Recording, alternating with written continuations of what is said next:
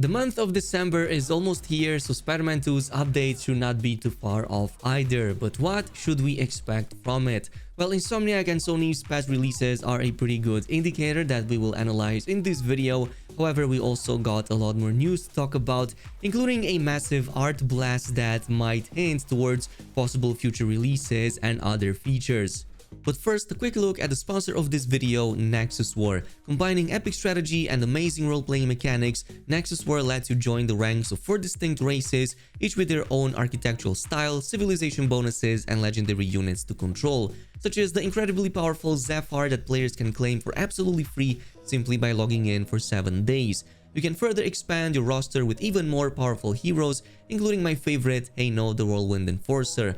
Enhance their powers in an immersive RPG system, explore the galaxy, or conquer your enemies in epic 30 vs 30 PvP battles such as the Siege of Aeons. But right now you can embark on an epic Thanksgiving event for a limited time culinary symphony and alliance feast that offers some incredible rewards and the chance to win yourself a legendary beacon. Nexus War puts you in control of your very own galactic fortress, letting you build complex mega structures to gain powerful bonuses and form alliances with millions of other players all across the galaxy. So definitely check out Nexus War using my links below and make sure to use the code displayed on the screen right now to get some amazing rewards worth over $100. Big thanks again to the Nexus War team, and now back to our video.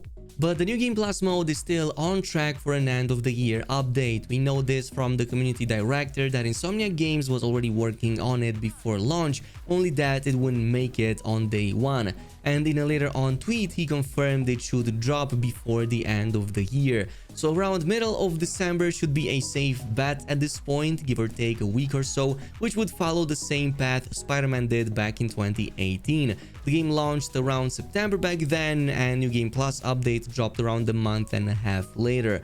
However, with the Miles Morales release in 2020, Insomniac added a bit more to the New Game Plus than simply replayability of the main story with all of your existing upgrades or the ultimate difficulty. So for Miles Morales, they in fact added a new suit and a lot of new suit mods, extra skills, and even gadget upgrades that were exclusive to the New Game Plus mode. It was also around this time that other Sony exclusives like Ghost of Tsushima and God of War would also get their own New Game Plus modes with extra abilities and attires on top. So that sounds really exciting because I definitely think Insomniac needs to do more in the New Game Plus mode this time around to reel more people back in. And I think it should also be the perfect opportunity to bring back some of the missing suits from the previous games, though completely new ones wouldn't hurt either. Like, I can't be the only one who bought the deluxe edition for those 10 additional suits only to never use them, or if I did, it was very short-lived.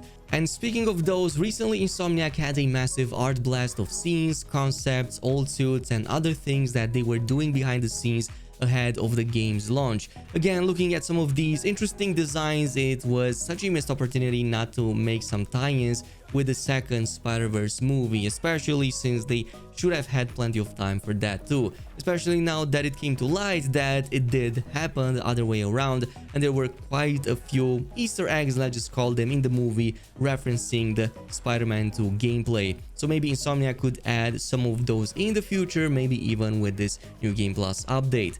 But even better, and I really like this one, is that it seems Insomniac has given Venom a lot more thought than we initially anticipated, and I suspect they at least conceptualized a Venom game or more Venom gameplay before getting the overwhelmingly positive fan feedback. So some of the concept art depicts Venom with a lot of cool and interesting abilities, way more so than the ones present in the game, especially this panel right here by Daryl Mandrick. So in this one, we can see Venom featuring like giant claw attacks, double tentacle hammer fists, a pretty funny giant bite too, where his mouth just extends a lot more than the usual, enough to probably just swallow an entire vehicle of sorts. Pretty funny, there's also a skinny form, which according to its description would better fit stealth kind of gameplay, so he could fit through gaps or just go in a little bit more unnoticed.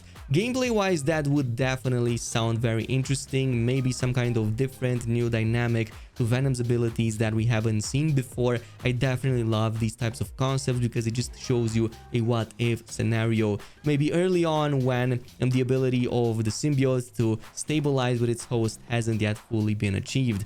Also interesting is that there's a giant Venom model too, which uses two cars as fists to smash things. That kind of reminds me a bit of the old Hulk games. Everything else is somewhat recognizable. We have the tentacle ball, which ended up being one of Spider Symbiote's ability for Peter, and we also had the ranged tentacle slam, again one of his abilities. But all in all, there are a lot of cool concepts here that I'm really grateful for, and I really wish we're gonna get to see them in a separate Venom game at some point. At least I think right now we're definitely overdue for a full-on Venom game. Now, since Spider-Man 2 has been out for quite a while now, yeah, we had enough time to think and speculate about Insomniac's next moves. Clearly, with the Green Goblin saga being built for the third game and the next game being about Wolverine before that, also in the same universe, we do get some very interesting new leaks. Of course, nothing confirmed yet, so take these with a huge grain of salt, but according to them, the Wolverine game is at least partially set in the fictional Southeast Asian city of Madripoor. Now, some of the most well-known Wolverine comic stories were actually set here, so it does kind of make sense to at least see some part of that game over there. Now, on the release schedule, some artists working on the Wolverine game accidentally leaked the release date, which initially they were indicating to be 2024. However, that might have been inaccurate or at the very least out of date. Plus, the ArtStation profile of said artist has since been taken down.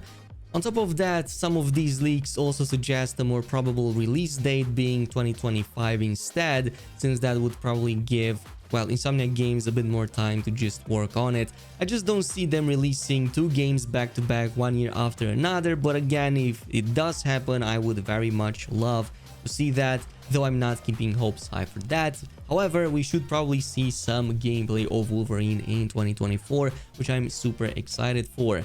Mostly because Insomniac would still be supposedly focused on Spider-Man 2 for a bit longer. We have this update, but also some DLCs and quite a few story build-ups. On a final note, current enemy types and mission sections caused a lot of speculation to how it could be if Insomniac decides to add back a very interesting villain arc. So GameRant makes a very interesting case for Alistair Smythe, given how Kraven used Spider Slayer robots all throughout this game. Maybe Insomniac could borrow a bit from the Amazing Spider-Man in the future, where yeah, these drones were actually created by Smythe, and then also have the Spider Slayer robots as enemies featured in possible future DLCs or the sequel.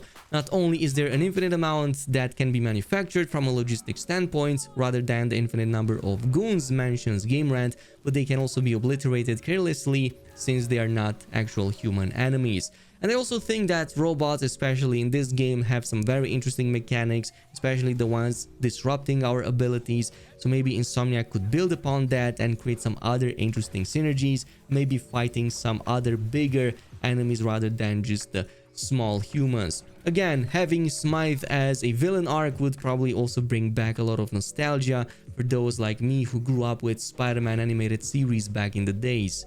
And speaking of interesting concepts, Screen Rant, another gaming news outlet, makes an interesting point for the possible chameleon plot teased at the end of the Flying Drone side missions. So it's possible that since so many bigger plot lines are already being established, if the chameleon one were to return, it could be relegated to some form of side missions involving Mary Jane, given how much, of course, Insomniac wants to build her up more and more into some kind of side hero.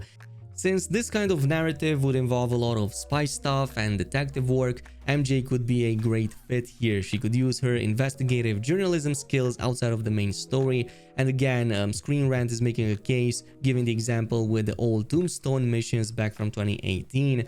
So yeah, that definitely sounds interesting. That or Norman hiring the chameleon as a scheme to destroy Spider-Man also sounds possible, given how he is actively seeking to find both of their secret identities.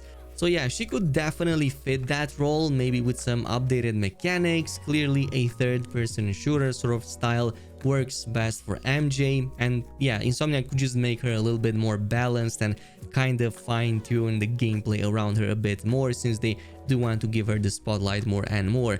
And this could eventually even tie in with other future releases, maybe the sequel or maybe other DLCs. I'm not sure, but I would totally love to know your opinion down in the comments. In the meantime, thanks so much for watching, and I'll see you in the next video.